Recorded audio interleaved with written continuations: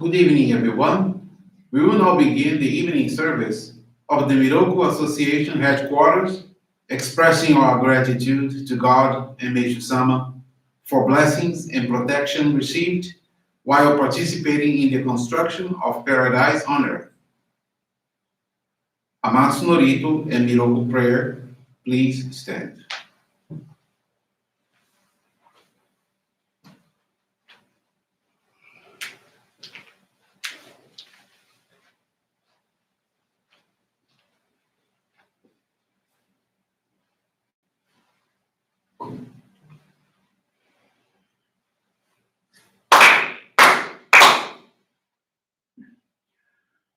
高天原にかむつまります。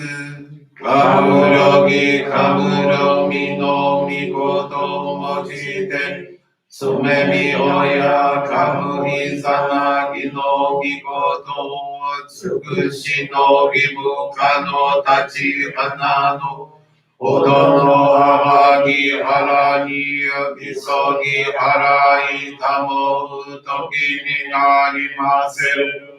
腹いどの神たち、もろもろのまがごと罪けがれを払いたまえ、清めたまえ、とまをすことのよしを、あまつ神、国つ神やおよろすの神たちともに、雨のふちこまの耳振り立てて、ひこしめせと、かしこみかしこみぬまおず。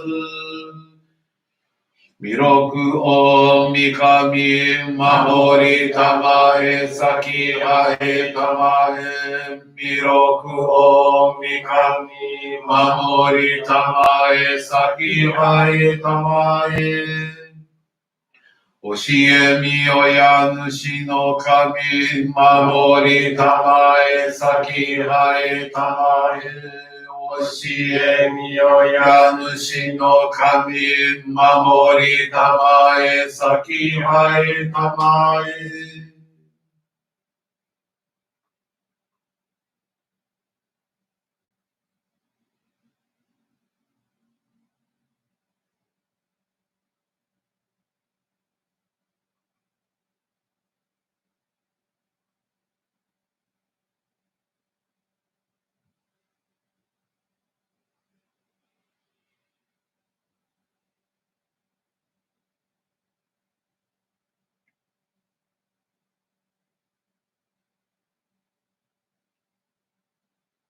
くんながらたまちがえませ。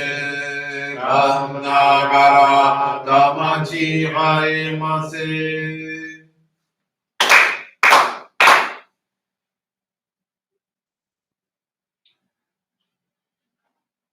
Great God of light, creator and giver of all life, in accordance with your divine will, the long age of night draws to an end. Your radiant divine light, shining ever more brilliantly, awakens the dawn of the glorious age of light, a time long awaited by all humanity. We thank you for guiding us to your divine plan and for the privilege of channeling and receiving your ray. May our spirits and bodies be illuminated and purified as we live your truth given to us by Meishu-sama. Make us pure and effective instruments of your divine light, so that we may serve you and all those with whom we come in contact. May paradise on earth be realized, with health, peace, and prosperity, a reality in our lives. Great God of light, bless and protect us. Radiate our souls with your divine light, so that we may truly become instruments of your great plan.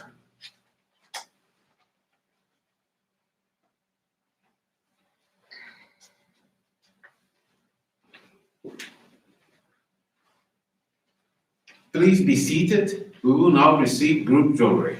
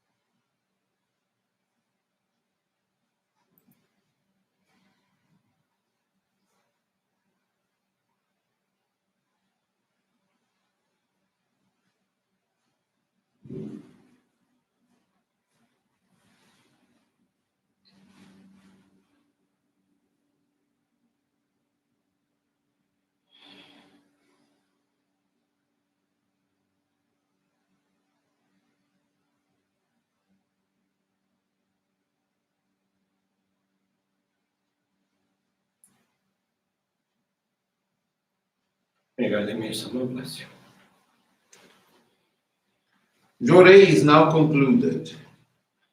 We will now listen to a reading from Meishu-sama's teachings.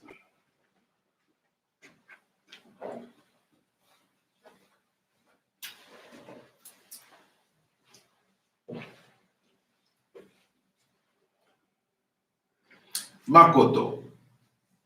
Nothing is as precious, as priceless as true Makoto. Nothing else has the power to pierce even the hardest iron rock. Makoto, integrity, is a most priceless treasure nurtured in the hearts of sincere, honest people in whom there is no falsehood. The basic reason the world's problems remain unsolved is the lack of Makoto within the hearts of its leaders. Makoto, love, integrity, and honesty means to think first of the good of others, making your own interest a secondary matter. It means to love others and to work for the welfare of society and for the world. Makoto means honesty and truthfulness, the opposite of deceit. However, honesty alone is not enough. You have to use your wisdom. Your actions have to be based on common sense. Trying to advance the interests of your own country or your own class appears good, but it is not true Makoto. It is a small Makoto. And if it is pursued further, we will eventually become the opposite of Makoto. To work for the welfare of all humanity is true Makoto.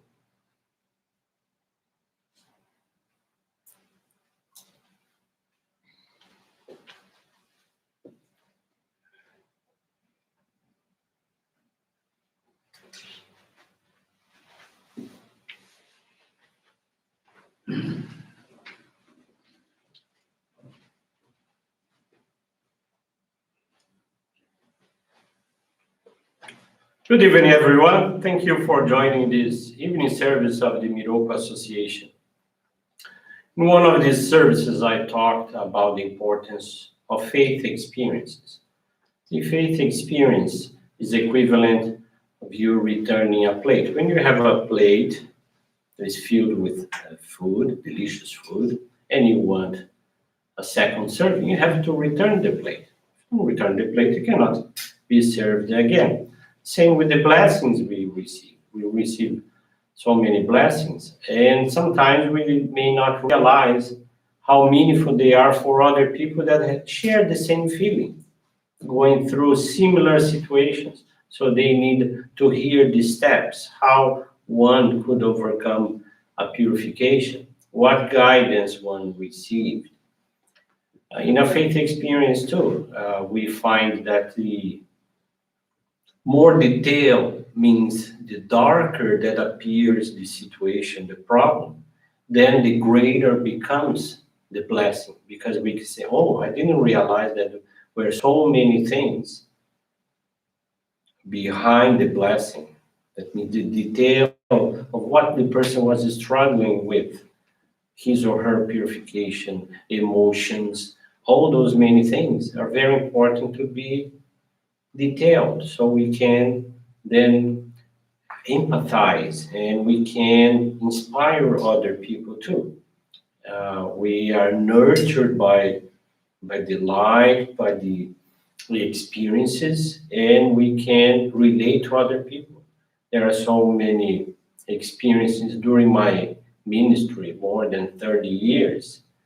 Some I haven't experienced myself. When I had, or many times I share here, my experience, and of course I can speak from the heart because I lived them.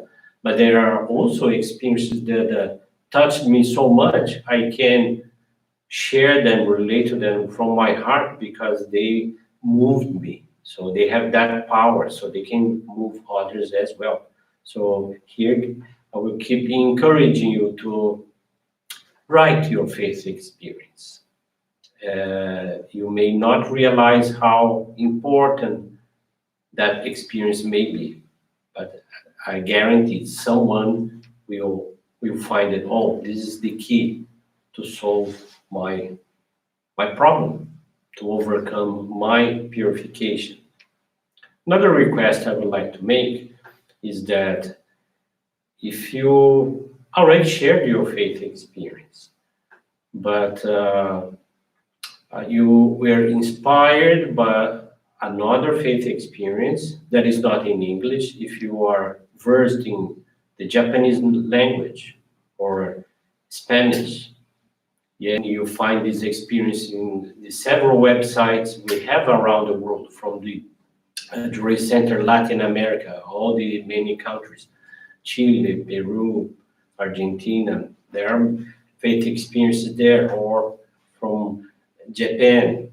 There are some from Africa. There are in French. So if you are versed in this language, please help us translating them so we can share. We can have this diverse countries being represented, because we received from more than one person this question. Well, we noticed that most of the experiences that are being shared recently are from Brazil, and there is some reasons for that. First is that in Brazil there is one faith experience published every day.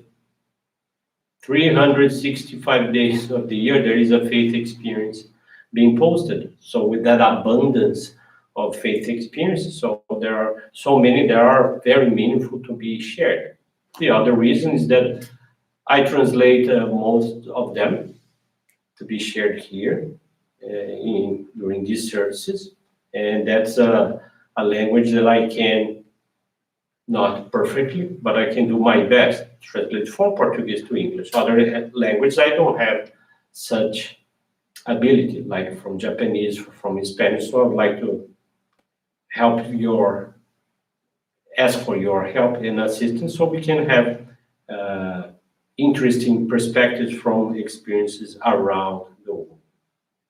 And today, I would like to share two faith experiences. One is from Angola, and another one from Brazil. So this one from Africa, it will be the faith experience. Will give me a minute here. I will be sharing it with you.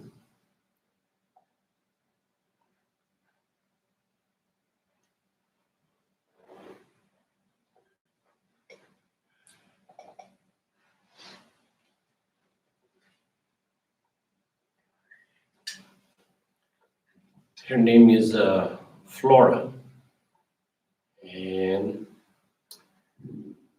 Flora Chieme. She's from Angola, as I mentioned before. And Flora, she's 41 years old and was introduced to our church on April of last year, or actually 2 years ago, 2019, guided by Rita Inez. Rita Inez is a missionary. And the reasons that brought her to our church were diseases, especially toothaches. She suffered from 6 years. While she was having this purification, two of her children passed away. Her husband, upon seeing the death of their children, decided to search for a healer in another town, who said Flora should go to her house, the house of this healer. There she said she would treat Flora's teeth. When she was done with the treatment, she demanded her money, but as Flora's husband and herself did not have money, she asked them to help finish the adobe construction of her house, and that would serve as a payment. After a few months while eating meat, she felt the toothache again. Her husband and uncle took her to the healer. Seeing how serious the situation was, the healer instructed Flora, oh, go to the hospital. There she received more than 10 strong forms of medicine, yet with no results. She can only say that since that day, she was not able to sleep well again. All the treatments they sought had been a waste of time and money. Her husband decided to look for a church. There, they prayed for them, and things did not change. On the contrary, things were getting worse and worse. That's how they decided to move to a place called Cuito. Arriving in Cuito, this place, her mouth got swollen in a way that later it erupted inside and then started to pour a lot of smelly liquids through her nostrils, and it smelled like rotten meat. Her husband, desperate, looked for his sister, and she advised him to look for the Johrei Center because things would get better there. He explained to Flora the talk he had with his sister. However, she did not believe in our church and asked, if this church is that good, why does not she not attend that often? So Flora did not accept to look for our church. But one day, while she was crying with toothache pain, lying in the yard, Rita, that missionary I mentioned before, on her return from the church, stopped by her yard and saw her lying down. She came over and asked her what was wrong. Flora replied she had a toothache issue that was going on for 6 years without a solution.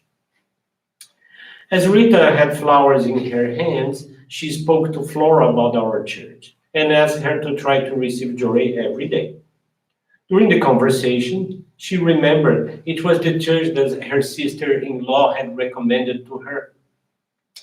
Flora finally agreed to visit our church. Rita gave her Johrei and told her she would pick her up the next day, 5 o'clock in the morning. At the church, she was received by the center head of the Johrei Center, who guided her as follows. Receive Johrei daily, give service cleaning the outer room and also the bathrooms, pray for your ancestors, join the pilgrimage groups to places of greater light, like they have the headquarters over there, drink plenty of water to eliminate the stinky liquids and other smells that she felt. As soon as she began to follow the guidance received, she started to feel that her body gained the strength. As it had been years since she had been able to carry a child on her back, on a certain day, she raised her youngest daughter, and to everyone's surprise, she managed to carry the child on her back to the church, and didn't stop for a break even once. The stench has also disappeared. After a month of attendance, a missionary called for an interview and asked her how she was feeling.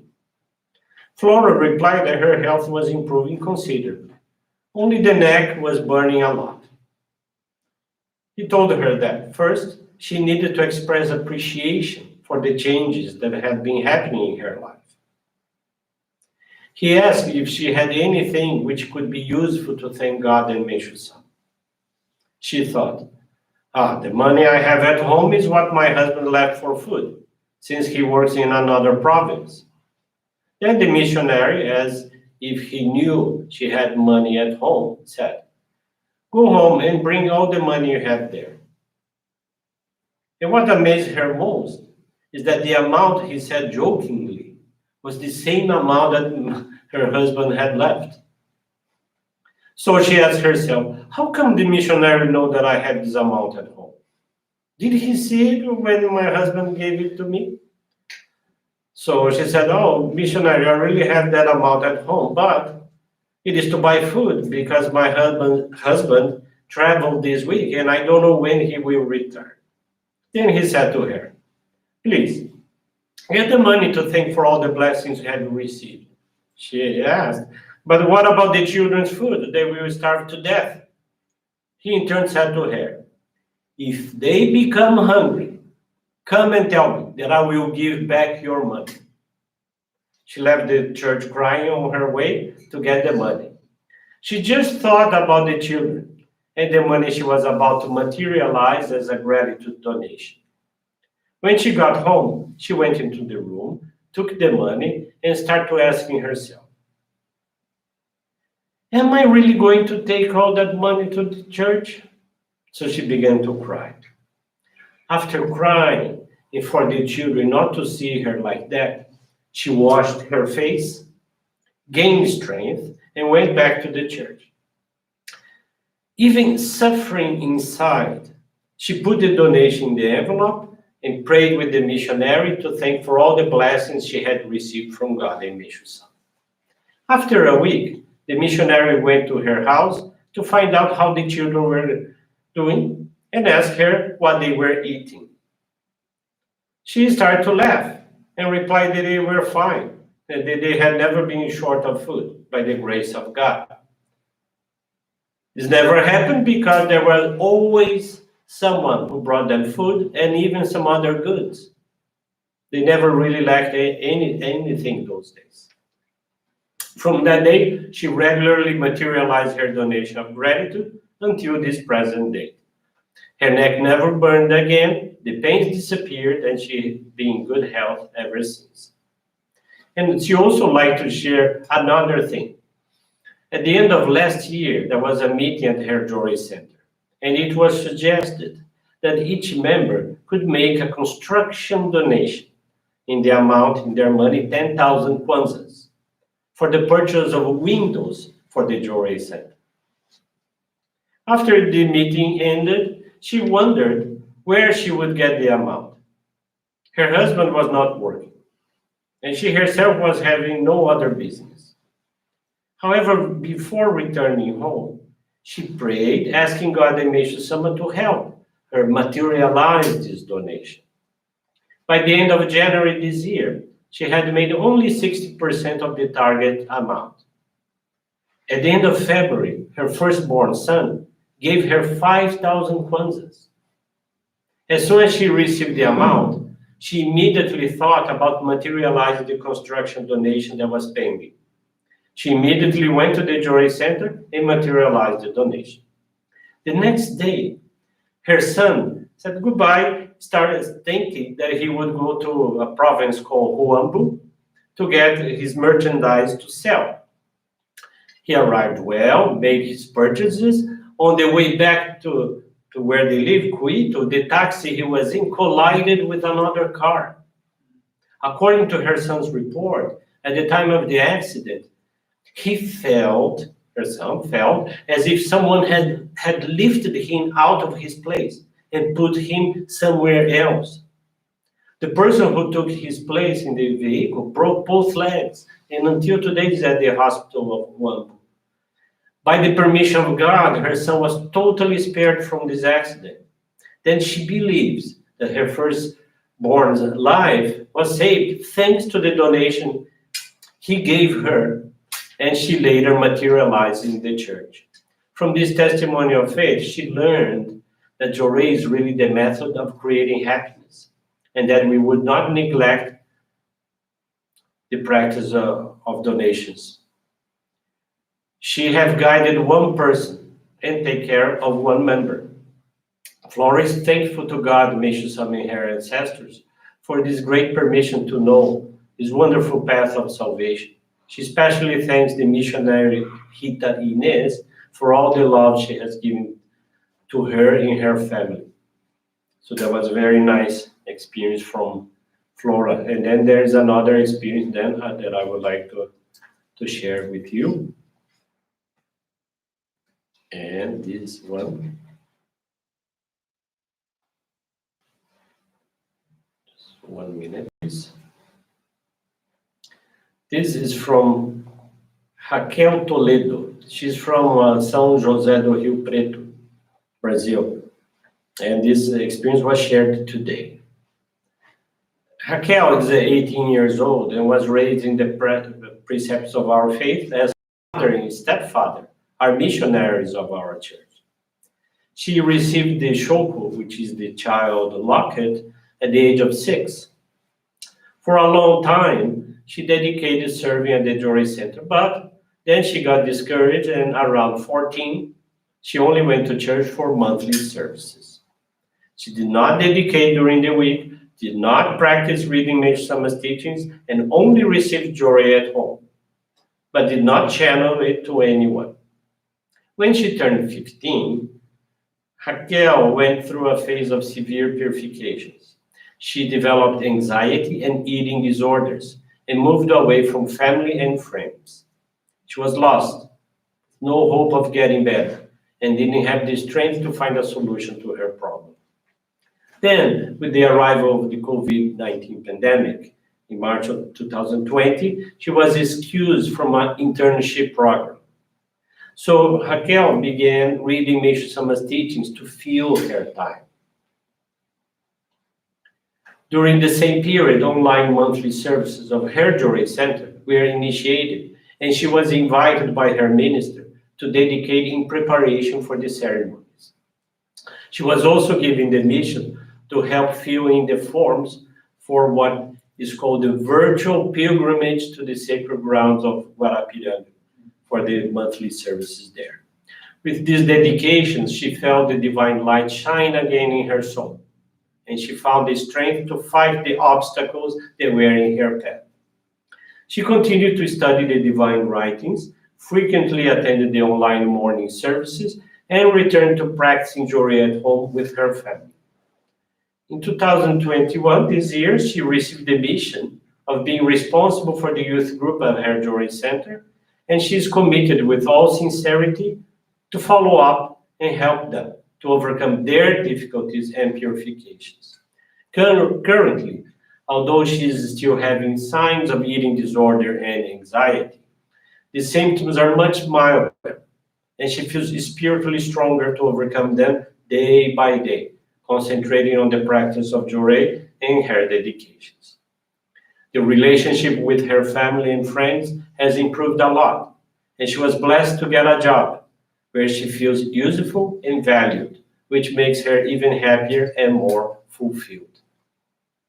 Raquel is thankful to God, Meishu-sama, and her ancestors for allowing her to once again light the flame of faith in her heart, serving once more in the divine work and rediscovering the path of happiness. So those two experiences were very meaningful. I decided to share with you today. The faith experience is the living teaching. You know, when we read the teaching, we get an inspiration, but when we put them into practice, that's what becomes a faith experience to be shared with as many people as possible. That's what I wanted to recommend you to write your faith experience. And if you have difficulties on putting words in paper or even in your computer or tablet, whatever ways you decide, sometimes we understand for some people that's not a simple process. So ask someone's help. I'm sure that would be also a dedication that somebody could assist you in clarifying your thoughts and putting the thoughts into words. Thank you very much. Have a wonderful evening. I hope to see you again in our next daily services. Thank you very much. This brings to a conclusion our evening service. Thank you everyone for joining us, and have a blessed evening.